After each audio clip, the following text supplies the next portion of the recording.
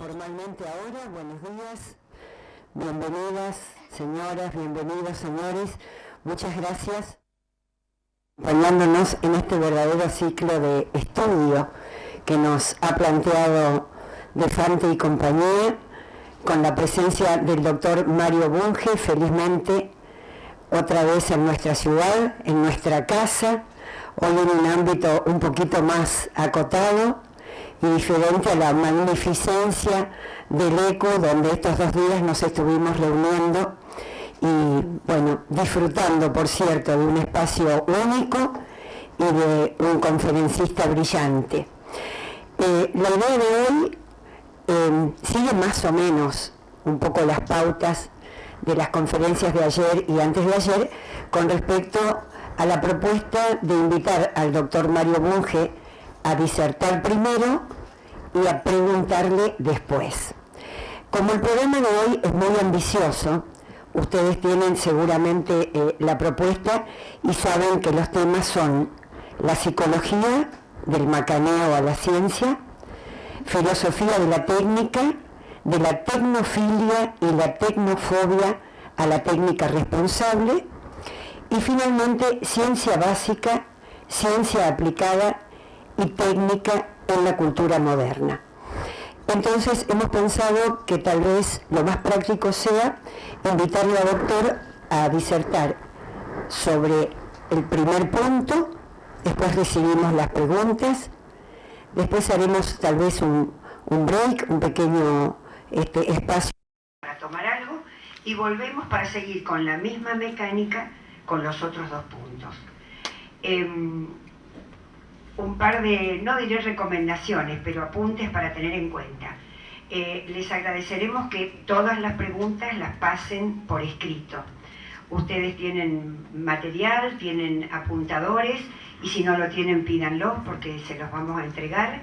Así después podemos organizar las preguntas y trasladárselas al doctor. Así que solo me resta decirles, en nombre de Defante y compañía, otra vez, muchas gracias, y a Mario, muchas gracias. Realmente estamos muy felices de estar reunidos aquí. Yo voy a permanecer unos minutos acá, salvo que nuestro distinguido invitado en algún momento me invite a estar junto a él. Pero no sé, seguramente me voy a quedar acá. Doctor Bunge, tiene la palabra. Muchas gracias, buenos días. Les advierto que no he preparado nada, de modo que mi exposición va a ser bastante descosida. Espero que ustedes, al terminar mi exposición, me despierten haciéndome preguntas difíciles. El problema de la naturaleza de la mente debe haber interesado o incluso fascinado a los seres humanos desde hace miles y miles de años. En todo caso, en todos los grupos humanos, desde los más primitivos hasta ahora, siempre ha habido opiniones sobre la naturaleza de la mente.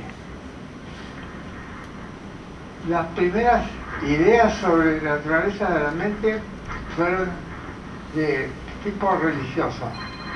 La mente es algo misterioso, inmaterial, no tiene nada que ver con el cuerpo, o si no, la mente maneja al cuerpo, pero nada maneja a la mente excepto tal vez los dioses o los hechiceros.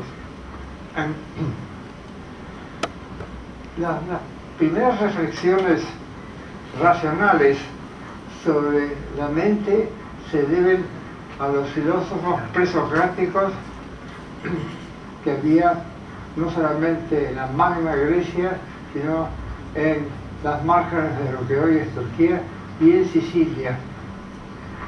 Los médicos sicilianos en particular se interesaron mucho. Los médicos sicilianos a partir del siglo VII antes de la era cristiana, que es cuando se trasladaron los primeros griegos a Sicilia, al este de Sicilia, y construyeron ciudades cuyas ruinas admiramos aún hoy, como Agrigento y Taormina. El primero en formular una tesis no teológica, una tesis secular acerca de la naturaleza de la mente fue el médico siciliano Alcmeón, del siglo VI antes de la era cristiana. Hipócrates lo supo, la comunidad médica no era muy grande y había viajes frecuentes entre Sicilia, la Magna Grecia, Grecia continental, y en lo que es hoy Turquía. Alcmeón dijo que los procesos mentales son cerebrales. Fue la primera hipótesis, no solamente científica, sino también cosa comprobable, sino también materialista acerca de la naturaleza de la mente. ¿De dónde salió? ¿De dónde sacó Alcmeón esa hipótesis? No lo sabemos, pero puesto que era médico, es muy probable que haya tenido que atender a heridos de la cabeza y haya visto déficits cognitivos debido a heridas. Es muy posible que haya visto gente con lesiones en la parte occipital, que es el centro primario de la visión. Es muy posible que haya visto déficits en la frente y que haya visto que a consecuencia de ello los pacientes eran incapaces de planear, de tomar iniciativas. Es muy posible que haya visto lesiones en esta parte del cerebro y que estuvieron acompañadas o seguidas esas lesiones de alucinaciones. Sí.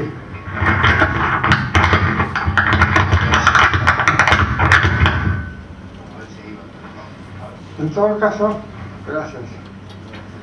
Hipócrates, cuando decimos Hipócrates, nos referimos a la escuela hipocrática. No se sabe exactamente qué se debe a Hipócrates y qué a sus compañeros y discípulos. La escuela que funcionaba en la isla de Kos, que hoy pertenece a Grecia, pero está en la costa turca, en el mar Egeo. Las ideas de los médicos acerca de la mente no pasaron a los filósofos. Los filósofos se cortaron solos.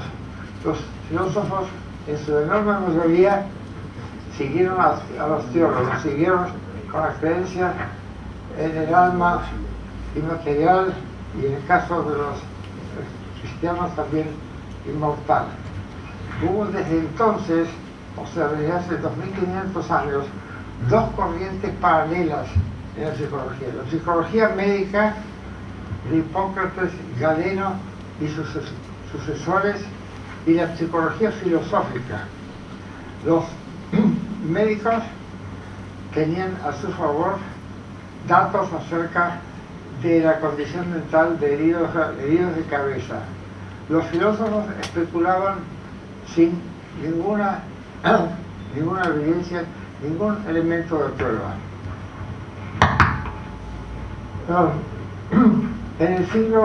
Al comienzo del siglo XVII, al comienzo de la revolución científica, se ocupó Descartes. Descartes oscilaba, tenía dos filosofías. Siempre se lo llamó el filósofo enmascarado. Tenía una filosofía pública que era prudente y una filosofía para sí que no se animaba a publicar, pero que fue publicada después de su muerte, que era muy diferente. En su Tratado del Alma, Descartes afirma que hay dos clases de sustancia o de cosas: la cosa extensa o material, y la res mental, que es inmaterial. Existe el tiempo, pero no el espacio.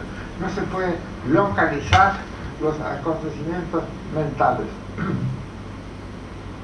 Pero dijo también que hay interacciones entre ambas, que hay interacciones entre la mente y el cuerpo. Su doctrina se llamó desde entonces dualismo interaccionista. En el siglo XVIII, el siglo siguiente, a Descartes... Perdóneme, trate de no tocar el micrófono. Ah, ¿eh? Sí, Las manitas voy a de acá intentar, para allá. Ahí. voy a intentarlo. Voy de acá. Acá, muy bien.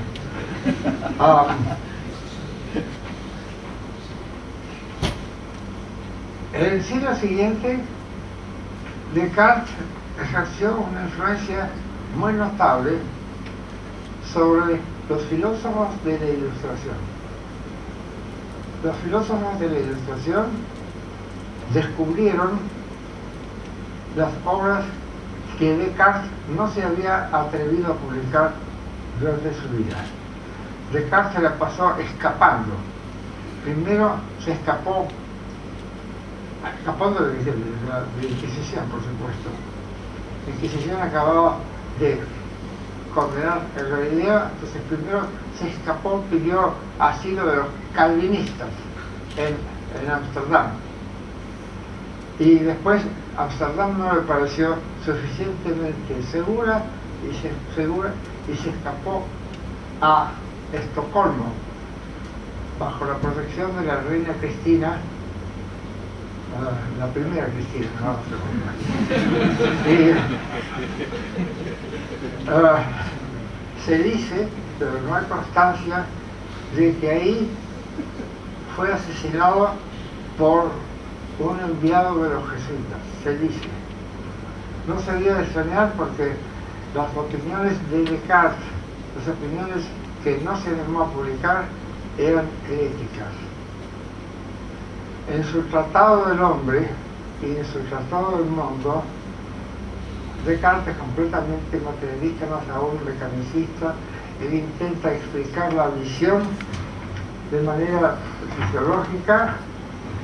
No lo logra porque, aunque hizo disecciones y ubicó correctamente el nervio óptico y el cruce de los nervios ópticos, no podía saber que no son los ojos los que ven, sino el cerebro. Existe una expresión inglesa muy común cuando un funcionario manda a otro un documento confidencial que dice "for your eyes only", para tus ojos solamente. Una vez me llegó de parte de un amigo biólogo un documento así y le dije: no lo he abierto porque mis ojos no ven, es mi cerebro el que es capaz de ver. En todo caso, en el siglo XVIII aparecen filósofos muy originales, muy ardí, muy valientes, tales como Claude Lévi-Strauss, que hablan sobre la mente y sostienen, recogen la idea de los médicos sicilianos de la antigüedad de que los procesos mentales son procesos cerebrales. Los libros de Lévi-Strauss son naturalmente prohibidos y esa prohibición realzó su importancia. La gente pagaba cualquier cosa por las obras de Lévi-Strauss. Lo mismo pasaba con las obras del barón Cirilo Bach, que fue el primer filósofo sistémico de la historia. Tiene dos obras muy importantes: el sistema de la naturaleza y el sistema social. Las obras de estos filósofos se imprimían en Holanda, pasaban de contrabando la frontera francesa, lo que no era fácil porque había un conflicto bélico entre Holanda y Francia, y se vendían muy bien en Francia.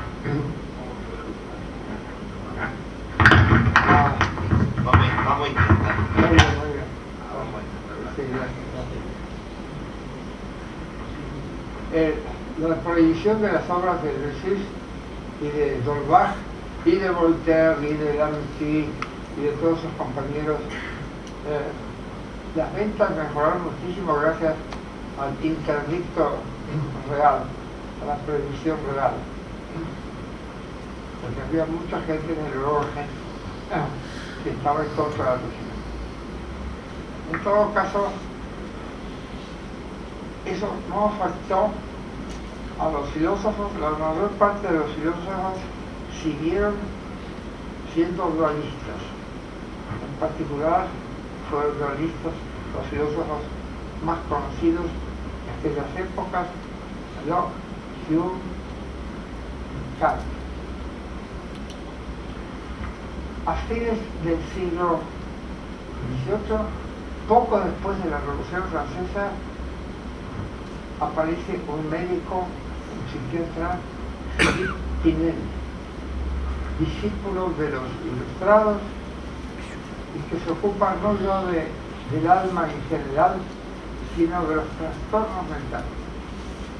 Es el primero en decir, puesto que los procesos mentales son procesos cerebrales, se sigue que las enfermedades mentales son enfermedades cerebrales. Por lo tanto, hay que tratar a los llamados locos de la misma manera científica y humana en que tratamos a los demás enfermos.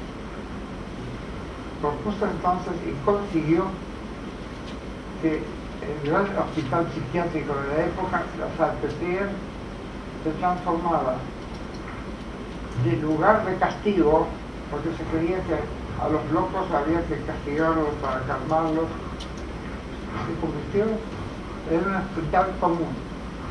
Naturalmente no había en aquella época drogas, ni había psicoterapia para tratar a los enfermos mentales, pero por lo menos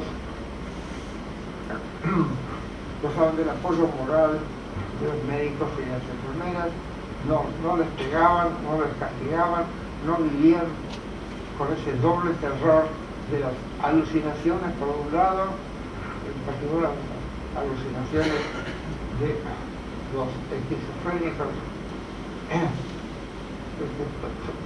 según parece son aterradoras, y el miedo a los guardias o a los enfermeros. La reforma de Pinel, la primera reforma hospitalaria, fue paralela a los intentos de reforma carcelaria. Hubo gente como John Howard y otros inventan que propusieron que a los presos se les tratara de manera más humana y que se convirtieran las cárceles en lugares, escuelas de rehabilitación. En 1940 y pico ocurre algo sensacional en la historia de la psiquiatría y de la psicología. Y es que Paul Broca, el médico francés, al hacer la disección del cerebro de una persona que había enmudecido a causa de una lesión en el hemisferio izquierdo, encuentra que esa persona que había perdido la palabra tenía una lesión pronunciada en cierta parte que se llama hoy día la zona o el lóbulo de Broca. Entonces surgió la idea de la localización de las funciones cerebrales. No fue una idea nueva. El primero en formularla fue Galeno, un griego emigrado a Roma, que ejerció una enorme influencia sobre la medicina, a punto tal de que en la Argentina llamábamos galenos a los médicos, y que seguía las enseñanzas de Hipócrates, excepto que prescribieron una cantidad excesiva de sangrías. En todo caso, como digo, la primera vez que se confirma la hipótesis de la localización de las funciones cerebrales fue esa, por Broca. Al mismo tiempo, los frenólogos sostenían, pero de forma totalmente dogmática, que cada función cerebral es ejercida por una región del cerebro. Entonces, esta es la región la región, digamos, del amor, esta otra de la palabra, aquella de la voluntad, etcétera, etcétera. Y la gente tuvo gran éxito, sobre todo en las ferias, en los lugares de entretenimiento. La gente se hacía tocar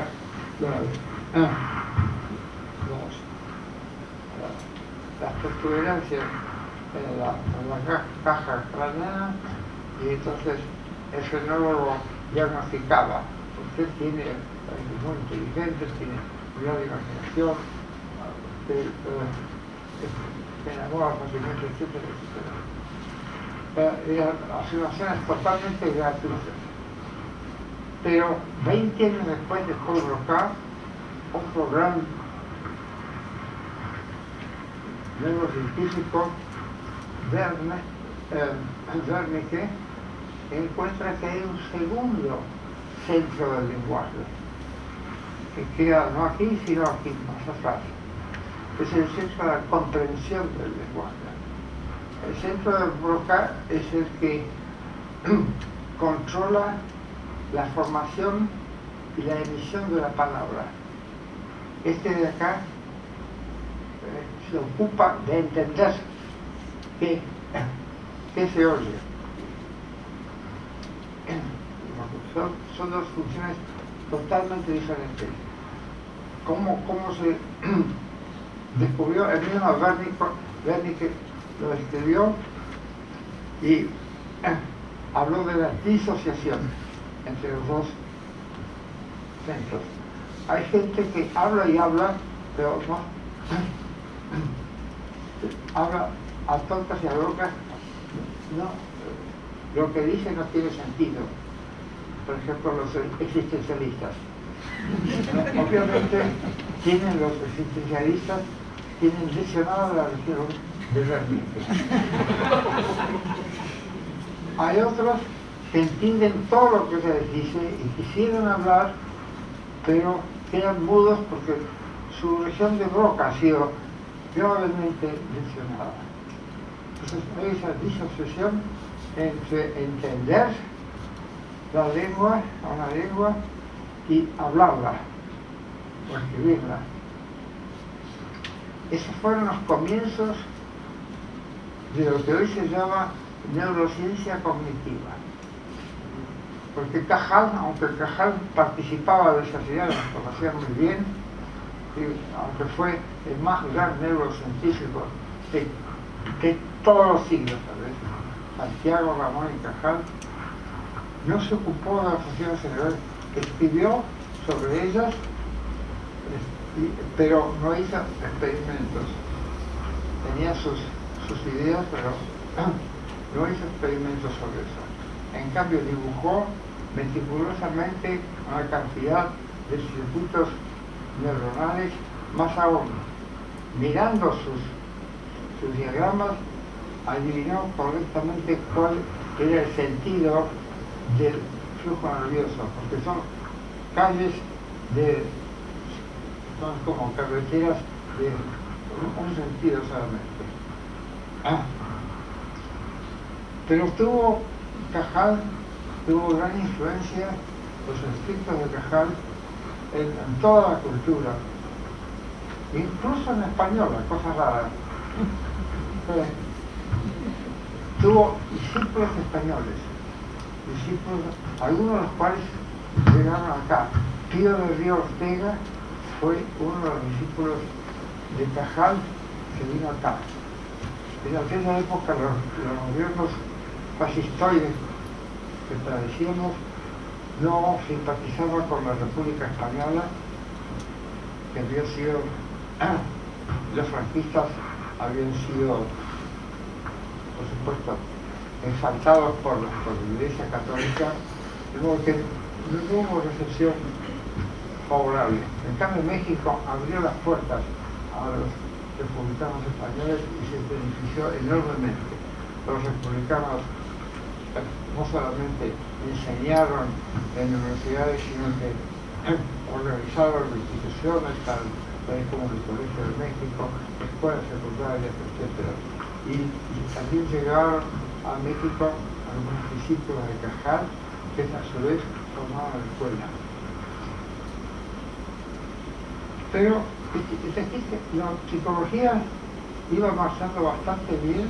En 1879, Wundt organizó el primer laboratorio de psicología en la Universidad de Würzburg, en Alemania. Se ocupó de muchos aspectos de la vida mental. No era un gran pensador, pero tuvo la valentía de organizar el primer laboratorio psicológico, y la gente de otros países que quería aprender psicología experimental iba al laboratorio de Wundt. Entre ellos figuró el gran psicólogo norteamericano William James, hermano del novelista Henry James. William James era un hombre brillante. En sus principios de psicología de 1891 muestra lo que se sabía de la psicología de aquella época. Estaba completamente al tanto. En particular, él había hecho experimentos inhalando óxido de nitrógeno, que produce alucinaciones, causa alucinaciones. Desgraciadamente se desinteresó de la psicología y pasó a la filosofía y se convirtió en uno de los primeros filósofos pragmatistas. Escribía mucho mejor que su hermano, el literato. Una vez le dijo a su hermano Henry: ¿por qué no me das los argumentos de tus novelas y yo te las escribo? Porque yo escribo tanto mejor que tú. Que realmente la literatura se había beneficiado enormemente. Claro que se había perjudicado la psicología. En todo caso, la psicología estaba bien encaminada hasta que de pronto apareció de la nada Sigmund Freud. Sigmund Freud resucitó el dualismo psiconatural, hablaba del alma y dividió el alma, como ustedes saben, en tres partes, porque es muy difícil de entender cómo algo inmaterial se puede dividir. En todo caso, tuvo un enorme éxito. ¿Por qué? Porque se ocupó de algo que los psicólogos científicos habían descuidado. Se ocupó de las emociones. Los psicólogos científicos se habían ocupado solamente del conocimiento, del aprendizaje y de la conducta. Freud se ocupó de algo que interesa más a la gente, y son los sentimientos. Por supuesto que no tenía la menor idea de lo que es el amor, no propuso ninguna idea interesante y nueva. Cuando se dice que Freud fue el padre del inconsciente, es una falsedad histórica. Del inconsciente hablaron filósofos tales como Hume, literatos tales como Tolstoy, muchísimo antes que Freud. Lo que hizo Freud fue explotar esas ideas de una cantidad de mitos. En todo caso, la psicología científica se detuvo durante unos 20 años o más, hasta que fue rescatada por un canadiense, Donald Hebb, de quien tuve el honor de ser colega. Donald Hebb había querido ser novelista, pero desde el comienzo un hombre de gran curiosidad. Para ganarse la vida aceptó un puesto de profesor en una escuela secundaria y ahí hizo su primer experimento. Quiso saber si la gente era naturalmente egoísta, como dicen los economistas. Y encontró que eso es falso, que la gente no es ni egoísta ni altruista sistemáticamente, que unas veces es una cosa y otras veces es otra. Demostró también que es falso que la gente sea naturalmente perezosa. Hizo un experimento muy interesante, le pagaba, consiguió dinero, y pagaba $20 por día, lo que era una fortuna en 1930 y pico, a estudiantes con la condición de que no hicieran nada, que ni siquiera leyeran, que no caminaran, que se quedaran quietos, acostados o sentados. Al cabo de un par de días, los chicos decían, la paga es muy buena, pero no aguantamos la inactividad. La gente es naturalmente activa y quiere hacer cosas, en lo posible cosas útiles. Poco después puso a prueba la tesis conductista de que toda la vida mental no es otra cosa que reacciones a estímulos exteriores. ¿Cómo lo hizo? Aisló completamente a los sujetos, que eran todos estudiantes, les impidió ver, les puso drones, les impidió oír, les impidió sentir, les puso manoplas, los puso en cuartos completamente cerrados. No sentían ningún estímulo. ¿Qué pasó? ¿Cesó su actividad mental? No, se desordenó. Los muchachos empezaron a tener alucinaciones. Al no tener control de los estímulos exteriores, empezaron a tener alucinaciones. Pero el cerebro estaba constantemente funcionando. A propósito, hay algo que está funcionando y que me molesta mucho, es el aire frío. Muchas gracias. Eso es para demostrar la importancia de los estímulos. Sí, la falta de importancia de los estímulos. Para demostrar que el cerebro tiene vida propia, digamos, que lo que hace los estímulos es regular los procesos mentales, pero no necesariamente crearlos. En 1949, Hebb publicó un libro que hizo Ronja inmediatamente. El libro se llamó La organización de la conducta. Había que seguir hablando de la conducta porque la psicología de moda era el conductismo. Etapa que me salté inconscientemente. En todo caso, ahí proponía hipótesis bien precisas y comprobables acerca de la formación de ideas nuevas. Él sostenía que una idea nueva surge cuando se juntan dos o más neuronas y disparan al mismo tiempo. Eso se llamó la regla de Hebb. Es una hipótesis, no es una regla. Una regla es una prescripción para actuar para hacer algo. En todo caso, fue enormemente, tuvo un impacto tremendo. Hebb fue de la semicolonia que era Canadá a Inglaterra y difundió sus ideas, las sacó a los ingleses que estaban, a los psicólogos ingleses que estaban testeando, y todo el mundo empezó a tratar de buscar los circuitos neurales o neuronales que corresponden a distintos procesos mentales. Mucho después, el influyente libro de Hebb,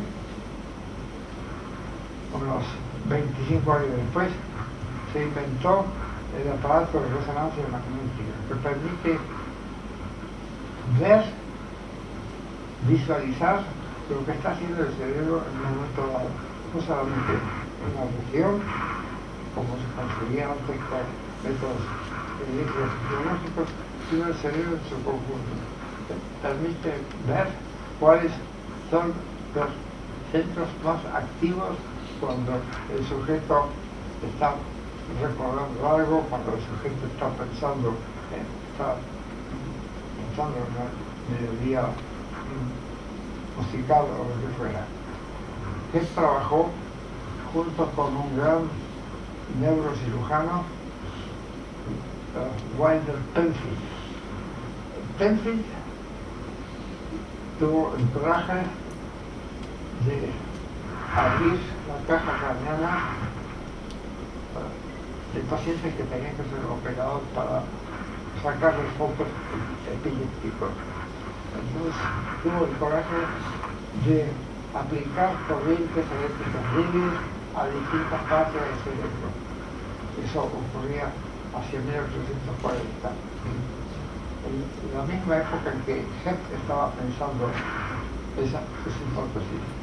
Entonces encontró que cuando excitaba eléctricamente esta región, el paciente decía, recuerdo tal poema que había aprendido durante su infancia y había olvidado. Tocaba acá y dice, bueno, flor de azahar. Y así sucesivamente.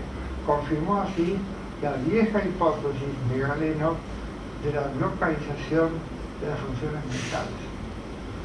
Todo eso llevó justamente a la invención del aparato de resonancia magnética, que no se hubiera podido inventar de no haber sido por la física nuclear, por ciertos descubrimientos en física nuclear.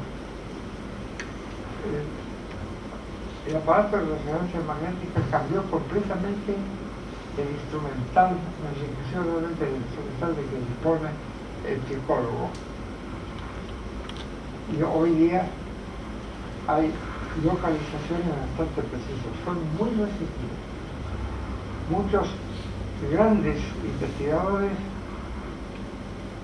tales como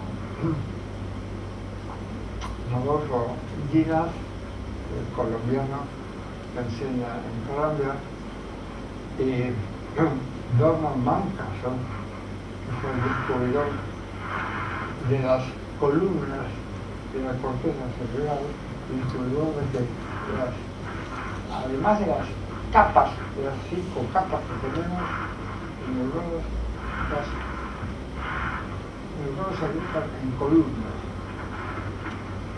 Todos ellos creyeron que se trataba de resucitar la frenología. Hay todavía hoy la lucha entre los localizacionistas y los holistas, los que dicen que lo que piensa es el cerebro de su totalidad, al unísono, y los que dicen que no, que están localizadas las funciones cerebrales. La enorme mayoría son localizacionistas. Pero también se sabe que las distintas zonas del cerebro están interconectadas. Por ejemplo, la lectura de un texto hace que no solamente intervengan durante la lectura el sistema visual, sino también la zona gráfica y además aquello a lo cual se refiere el texto. Por ejemplo, si el texto se refiere a una caminata, entonces también se va a registrar el hipocampo, que es el lugar donde se registran, digamos, los lugares que recorre el animal, el ser humano. En todo caso, la psicología hoy día es neurociencia cognitiva, pero es más. Se descubrió que los procesos mentales involucran no solamente al cerebro, sino también a otros sistemas del cuerpo, en particular el sistema endocrino y el sistema inmune. En particular se sabe que las creencias o ciertas creencias pueden tener efectos fisiológicos. Por ejemplo, una persona optimista se va a curar más fácilmente que una persona pesimista. Hay una acción de la corteza sobre el sistema inmune, una acción benéfica. Los pesimistas, en cambio, van a tardar más tiempo en curarse. El efecto placebo, que antes era un misterio, hoy día está siendo investigado lo mismo que cualquier otra función del cerebro. Se sabe, como ya lo dije en la primera conferencia, que cualquier tratamiento, absolutamente cualquier tratamiento tiene efectos benéficos. Incluso pases llamados magnéticos, si el paciente los cree, si lo cree, tiene efecto. Por ejemplo, la plegaria, si el paciente cree realmente que Dios puede ayudarlo, la plegaria lo va a ayudar a curarse, por lo menos a sentirse mejor. Lo que no tiene ningún efecto es la plegaria de sus amigos o parientes que rezan por su restablecimiento. Eso no sirve para nada. El esfuerzo tiene que hacerlo el paciente. En todo caso, estamos hablando ya desde hace un rato de la psicología científica, a diferencia del macaneo, del psicomacaneo, del chamanismo, que durante 50 años o 40 años dominó a la psicología, la frenó y sirvió solamente para dar de comer a unos cuantos. El primer experimento psicoanalítico lo hicieron una psicoanalista neoyorquina, Bohm, junto con otros 4, y en el año 2000, al cumplirse 100 años de psicoanálisis. Yo escribí un análisis crítico del experimento y lo mandé a la Nación no se atrevió a publicar. La Nación, que había estado publicando otras cosas, no se animó porque temía perder la mitad de sus lectores. El experimento no fue tal. ¿Por qué? Porque no tuvo grupo de control. Un experimento siempre, un experimento científico, a diferencia de la experiencia, consiste en tomar un grupo de gente y dividirlo en dos. A unos se les aplica un estímulo, por ejemplo, un tratamiento, y a los otros no se les hace nada. Es el grupo testigo o el grupo control. Y después se comparan los resultados obtenidos en unos y otros. Estos psicoanalistas neoyorquinos no tenían el menor idea de lo que era el método experimental, entonces lo que hicieron fue simplemente psicoanalizar al grupo de pacientes y examinaron o evaluaron, los evaluaron al cabo de un tiempo y dijeron, mejoraron, casi todos mejoraron. Estos cometieron entonces la vieja falacia post hoc propter hoc. O sea, después de eso, por lo tanto, a causa de eso. La vieja falacia criticada por los lógicos ya en la Edad Media. Y naturalmente no publicaron ese trabajo en una revista científica, sino en los análisis internacionales del psicoanálisis. Estoy por terminar. No sé. No he dicho nada. No, pero su movimiento me hace sospechar. Está pensando que estoy... Ya conoce mis malas intenciones. Muy bien, muy bien. En todo caso, la psicología finalmente está bien encaminada Y la psicología científica incluso ha llegado a la Argentina. En efecto, hace unos 10 años aparecieron, como de la nada, dos psicólogos científicos notables, Facundo Manes y Mariano Sigman, en dos lugares totalmente diferentes.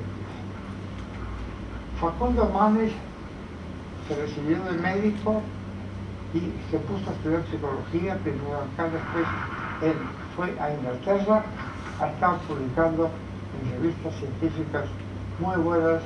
Deben ser buenas porque mi hija, que hace lo mismo, publica en esas revistas, esa es la garantía de que son buenas. Y Mariano Sigman es físico de formación, pero se interesó por la neurociencia cognitiva y formó un grupo que aún funciona dentro del Departamento de Física de la Facultad de Ciencias Exactas de Buenos Aires. ¿Por qué? Porque en las facultades de psicología, que las hay, no se admiten a psicólogos. Hay ciertos intereses creados. En la facultad de psicología se macamea.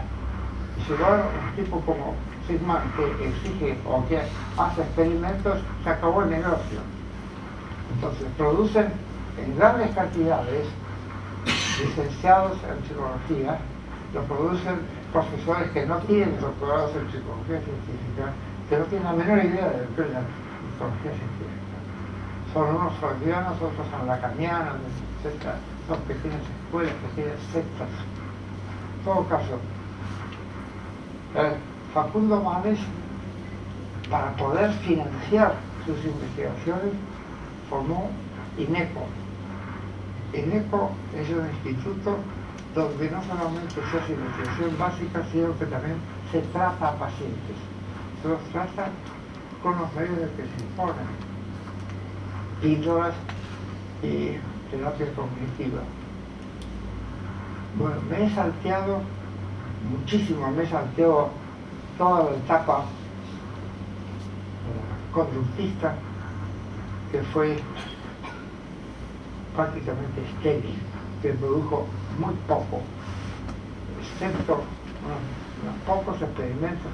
Los conductistas hacían buenos experimentos, pero no tenían ninguna hipótesis psicológica para poner en prueba, porque no creían que existieran. Por ellos, toda la cuestión de estímulo y respuesta. No creían que hubiera procesos mentales. Al no creer en eso, los conductistas no servían mucho para tratar enfermedades mentales, excepto unas pocas. Por ejemplo, si un chico se orina en la cama mientras duerme, antes se lo irritaba, eso no tenía el menor efecto, el chico seguía haciéndose pis. Pero a alguien se le ocurrió inventar un pañal conectado con un timbre y se cerraba el circuito en cuanto el pañal se humedecía. Entonces sonaba un timbre fuerte, el chico se despertaba asustado y al cabo de unos pocos días se curaba. Así es, que había el chico hecho una asociación entre el timbre, entre la micción y el timbre. Esos son los poquísimos resultados que se encontraron. Otro resultado es una explicación posible del efecto placebo. En todo caso, durante 30 o 40 años los conductistas hicieron experimentos muy bien diseñados que dieron muy pocos resultados porque el experimento sin la teoría es dar resultados pobrísimos. Los experimentos se hacen para poner todas las teorías. Y el gran psicólogo el más conocido de los psicólogos, cuyo nombre, aunque yo no recuerdo, solamente recuerdo el nombre propio, Burrus.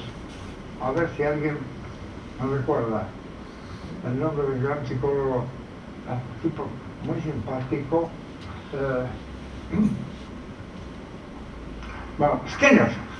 Bueno. Ustedes pueden diagnosticar, que está senil, y es cierto.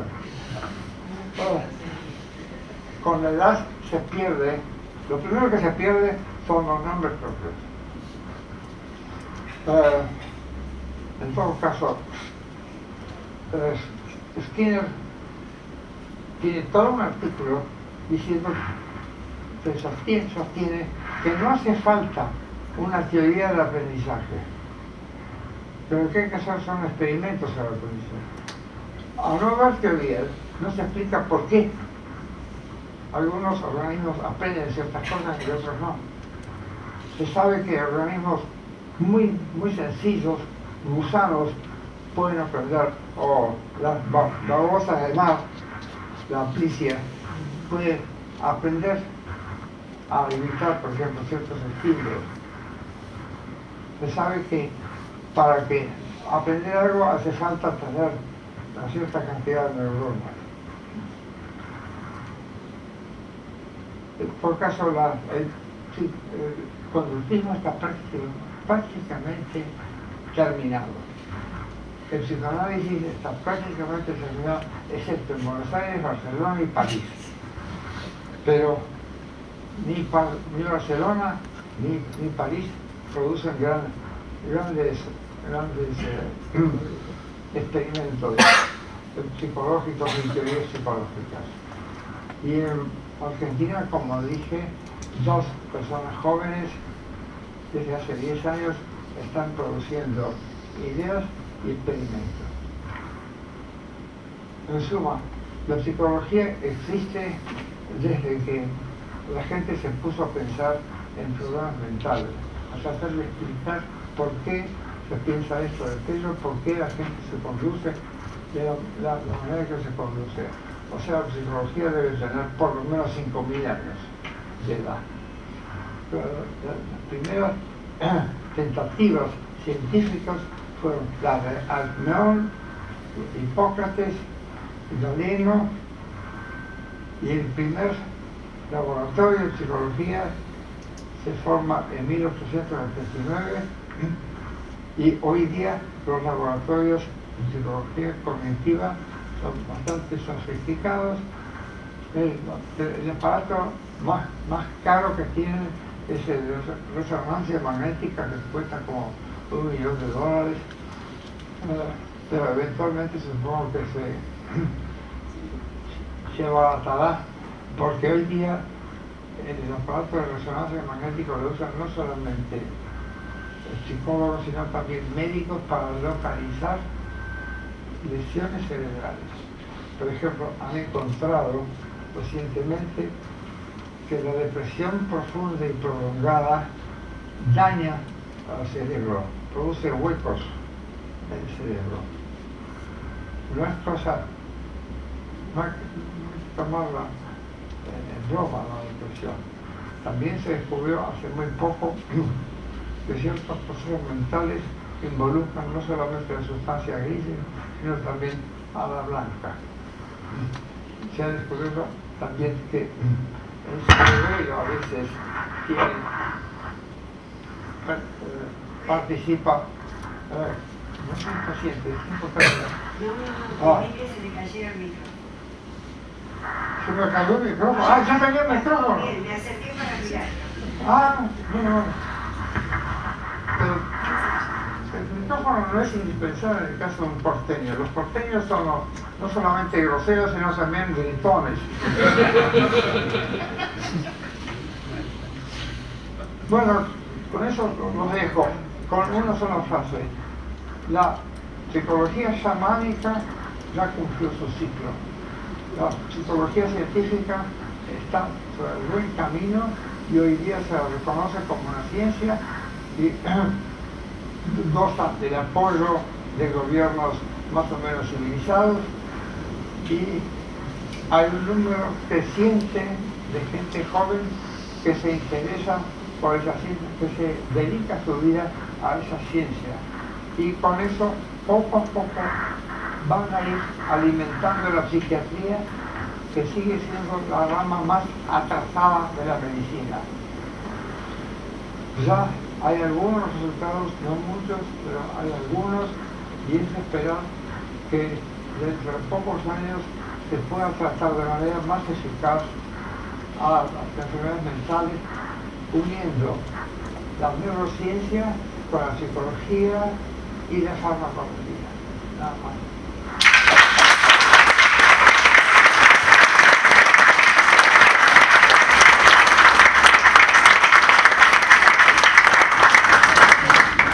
Doctor, le dice uno de nuestros invitados,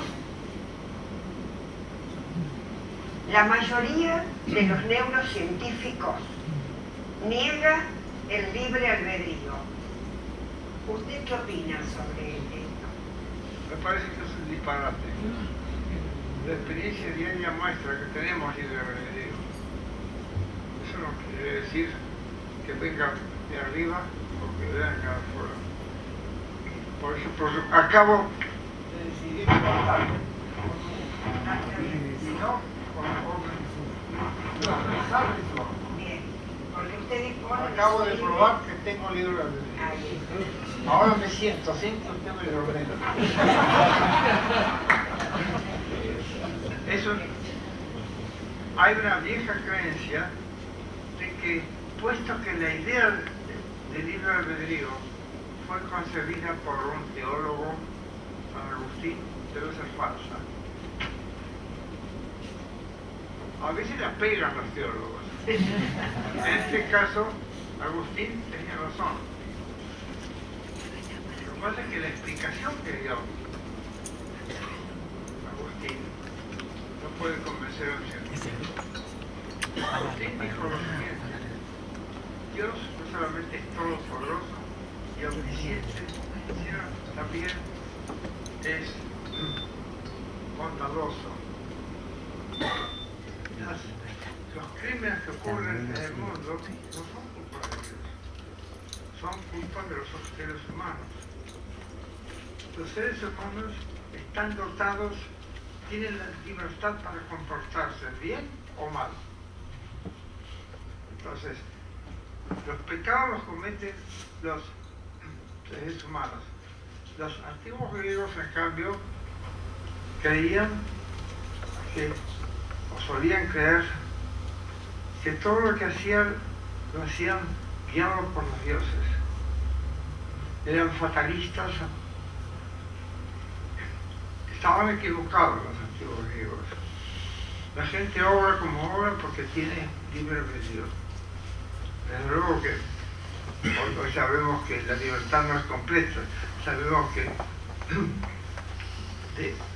tenemos obligaciones y además restricciones, que no tenemos la libertad de que hablan los economistas ortodoxos, pero sí sabemos que hay cierto libre albedrío, más aún, podemos localizarlo.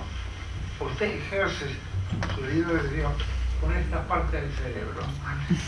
Si se la corten, si le hacen una lobotomía o si tiene un accidente de auto que le destruye la corteza prefrontal, usted no puede planear ni siquiera lo que va a hacer en los próximos minutos. Un accidente o la destrucción de la corteza prefrontal la priva del libre albedrío. Esa es la demostración anatómica del libre albedrío o la capacidad de tomar decisiones que no estén dictadas por estímulos exteriores. En eso consiste el libre albedrío. Es un proceso cerebral que desde luego se puede modificar. Por ejemplo, los esclavos no tenían mucha libertad, pero algunos lograban escaparse e incluso rebelarse, como en el caso de Espartaco. Entonces, en unas palabras, sí creo en el libro de Dios, me ocupo de él en mi libro reciente, bueno, no tan reciente, apareció en 2010, Matter and Mind, que todavía no ha sido traducido al castellano, pero seguramente va a ser traducido en el siglo próximo. Publicado por Springer, Matter and Mind. Y ahí me ocupo, entre otras cosas, del libre albedrío como una de las facultades mentales.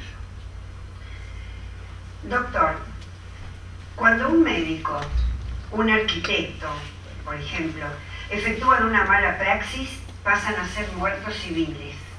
No tanto. Bueno, este es el análisis que hace nuestro invitado. Entonces le consulta, ¿por qué cree usted que a los gurúes económicos que fallan una y otra vez con sus pronósticos nadie les dice nada? Pregunta brillante. Aplausos.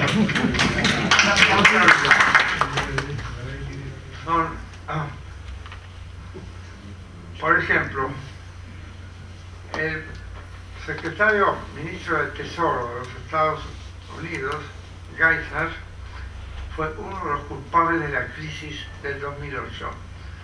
O el presidente Obama lo prevenió haciéndolo secretario del Tesoro. Son inmunes, tienen una coraza mágica que los protege de todas las balas. ¿Se acuerda que había cierto ungüento? El guerrero se cubría el cuerpo de ungüento y las flechas no lo tocaban. Bueno, ese ungüento es un ungüento político, obviamente. La respuesta no sé la respuesta, es una pregunta muy pertinente. No sé la respuesta. ¿Cómo es posible que se premie a imbéciles que no hacen otra cosa que repetir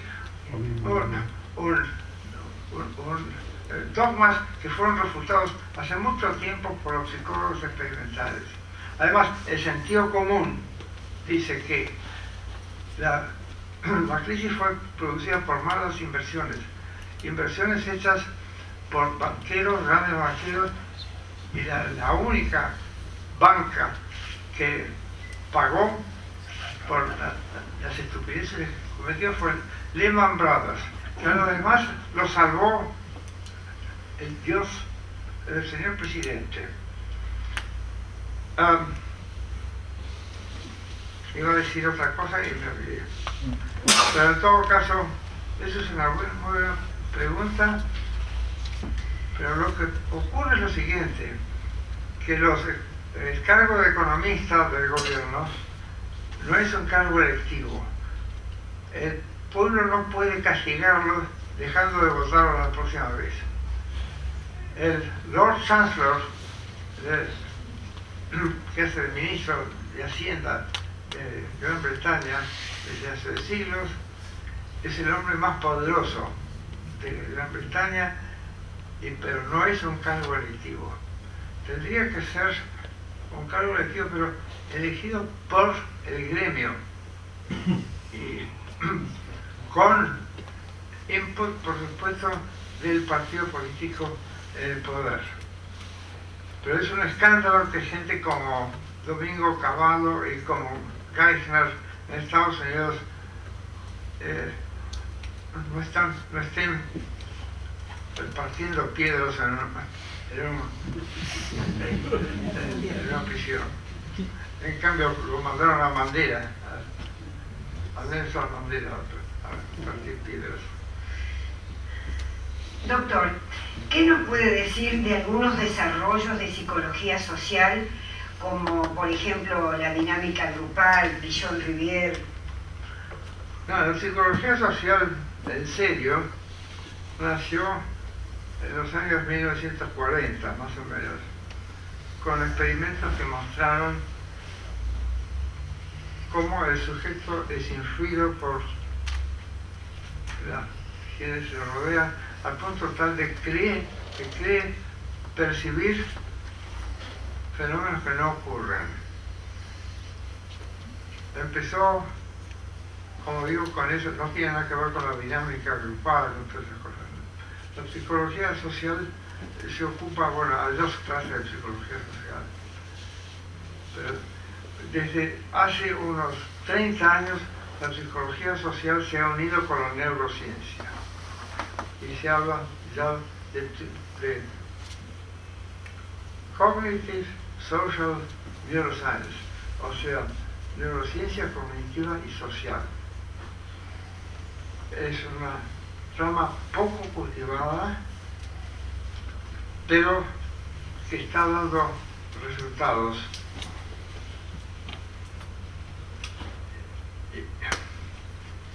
Por ejemplo, uno de los primeros resultados obtenidos hace ya como 40 años es este. Si usted quiere averiguar qué opinión le merece un líder político a un sujeto, mírale el diámetro de las pupilas. Si la pupila se dilata, le gusta Cristina o quien sea. Si la pupila se estrecha, es que usted la odia. Están muy bien establecidas. No están muy bien explicadas, pero los hechos están ahí. Las ilusiones ópticas, la primera descubierta, ya como yo dije en los años 40, fue esta. En un cuarto oscuro hay una pantalla y hay un punto que se mueve, que se puede mover a discreción del experimentador. El sujeto está rodeado, sin saberlo, de cómplices del experimentador. Él cree que son otros tantos estudiantes. Entonces, el punto está inmóvil y alguien, un cómplice del experimentador, dice, está moviendo a la derecha el punto. Y son 5 o 6 personas que sostienen, sí, es verdad, está moviendo a la derecha. Y el punto está inmóvil. Entonces el pobre sujeto no puede ser menos de decir, es verdad, se está moviendo a la derecha. El qué dirán es muy importante. Y el no estar, no desentonar, el no tener confianza en sí mismo. Pero todavía, como digo, está poco desarrollada. Pero es una rama muy importante de una ciencia biosocial, justamente como es la psicología social. Y ahí aparece la cuestión filosófica. En 1882, Wilhelm Dilthey, un pensador, un filósofo alemán que tuvo mucha influencia en Argentina, gracias a los hermanos Romero, Francisco y José Luis, sostuvo que las ciencias naturales y las ciencias sociales no tienen nada que ver la una con la otra, porque las ciencias sociales se ocupan del espíritu, en alemán Geisteswissenschaften, ciencias del espíritu, mientras que las ciencias naturales se ocupan de la materia. Y la materia y el espíritu no tienen nada que ver con la otra. Por tratados de objetos totalmente diferentes, las ciencias sociales deben recurrir a un método que no es el método científico, sino el método de la comprensión, verstehen, que Dilthey entendía como empatía, como ponerse en los zapatos del otro. Al negar la existencia de ciencias mixtas, Dilthey, como buen profesor de filosofía de aquella época, mostraba su ignorancia del estado de la ciencia. La demografía desde el comienzo fue una ciencia biosocial, una ciencia de vida. La epidemiología desde sus comienzos fue una ciencia biosocial. Y la psicología desde fines del siglo XIX también es una ciencia biosocial. Hay entonces ciencias biológicas, hay ciencias sociales y hay ciencias biosociales. Entonces, ya ni me acuerdo cuál fue la pregunta. No, porque estábamos aludiendo a la psicología social sí, y a la dependencia de dinámica grupal. Okay. Sí. Bueno, a ver, veamos. Le pido a la persona que planteó esta pregunta que si cometo un error me corrijan, a ver si leo con claridad. Puede decirse que la naturaleza de la psicología, ciencia biopsicosocial, se identifica con la neuropsicología, reducción débil, en relación que interviene con las ciencias sociales. ¿Lo planteé bien? Sí. ¿Sí? ¿Lo interpreta? Sí, está muy bien. Clásicamente se decía psicología sin tener en cuenta aquello que mentaba el sistema nervioso. Con el nacimiento de la neurociencia cognitiva, gracias a Broca, Wernicke y muchos otros, hoy se puede seguir describiendo ciertos procesos mentales, describiendo en forma clásica, sin referirse explícitamente al cerebro. Del mismo modo que un burrero puede hablar acerca de la velocidad con que se mueve el caballo sin tener en cuenta la manera en que se mueve el caballo, olvidándose de que el caballo corre con sus patas. El burrero científico, la persona que se va a interesar en la manera en que el animal se mueve, va a tener en cuenta que se mueve galopando. Lo mismo pasa en psicología. Se puede hablar desde afuera de ciertos procesos mentales, pero eso no nos dice mucho cómo ocurren, por qué ocurren esos procesos. Entonces hay una manera superficial y una manera profunda de encarar los procesos mentales. Cuando Freud hablaba de la psicología profunda, él hacía psicología superficial, porque no se interesaba por el cerebro, así que hay que invertir los términos. La psicología profunda es la neurociencia cognitiva, ¿no?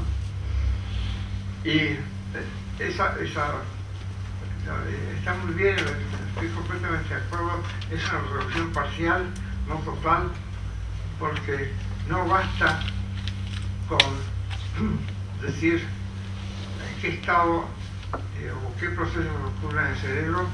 Es necesario relacionarlos con otras partes del cuerpo. El cerebro es nada menos que el sistema central, digamos, el sistema de control del cuerpo. Además, el cerebro está constantemente bombardeado por estímulos externos, y lo que tiene que hacer, su tarea principal, no es recibirlos como creían los conductistas, sino al contrario, inhibirlos como decía Pavlov. Hay que filtrarlos, hay que concentrarse en algunos aspectos. Por ejemplo, si uno prestaba atención a todos los ruiditos, no podía oír la música, no podía oír la palabra. Hay que concentrarse, hay que tratar de inhibir algunos estímulos para poder percibir el estímulo central. Bien. Doctor, ¿cree que hablar idiomas puede ayudar a mantener los procesos mentales? La respuesta es un sí rotundo. Hay experimentos en pedagogía que muestran que los chicos que viven en países multilingües, como digamos Israel o estos países africanos, aprenden mucho más, mucho mejor que los unilingües. Ayuda por supuesto, en los estudios superiores es completamente indispensable. La visión del unilingüe es muy parcial, porque la mayor parte de la literatura científica, técnica o artística está en otras lenguas. Ayuda mucho, pero no lo es todo, porque la lengua no tiene contenido conceptual. La lengua es nada más que un mecanismo de transmisión del conocimiento, de los sentimientos, etc. Pero conviene aprender lenguas lo antes posible. Es muy difícil aprender lenguas extranjeras después de los 20 años. Hay gente que lo logra, pero es muy difícil. En cambio, los chicos chiquitos aprenden. Uno de mis nietos, cuya madre es vietnamesa, cuando tenía 2 años hablaba, chaponeaba 3 lenguas: el inglés de su padre, mi hijo, el vietnamés de su madre y el castellano de su niñera. Entonces hablaba una mezcla, no, en realidad no lo mezclaba. Por ejemplo, me acuerdo de cuando tenía 1 año y medio, lo llevamos a un restaurante donde había unos ventiladores. Sí. Entonces, había 2 ventiladores, uno que funcionaba y otro que no funcionaba. Entonces el chico señalaba al que no funcionaba y decía: dañó, se dañó. Se dañó. Y no paró hasta que no vino un mozo y lo arregló. Porque claro, algo que está dañado, hay que repararlo. Ya al año y medio sabía eso. Cosa que no saben los políticos. Pero es un nieto. La cuestión es que su hermanito, que ahora tiene 1 año y medio, habla nada más que castellano, porque tiene más interacción con su niñera, que es mexicana. Entonces, ¿dónde está la luna? Allá. Entiende ciertas preguntas y tiene muy pocas respuestas, desde luego, pero las pocas palabras que conoce son todas castellanas. Y eventualmente se va a desarrollar, desde luego. Bueno, si le parece, doctor, con esta última pregunta cerramos esta primera parte de nuestro encuentro. A ver, ¿cómo explicar la impresión de haber vivido un evento? Ella le agrega, a ver si... No sé, es una pregunta muy interesante, es un problema muy interesante y no sé la respuesta. Hay que preguntarle a un psicólogo. Le voy a preguntar a mi hija, a ver si sabe. Bueno, doctor, muchas gracias. Pasamos a tomar un cafecito y después seguimos, ¿puede ser?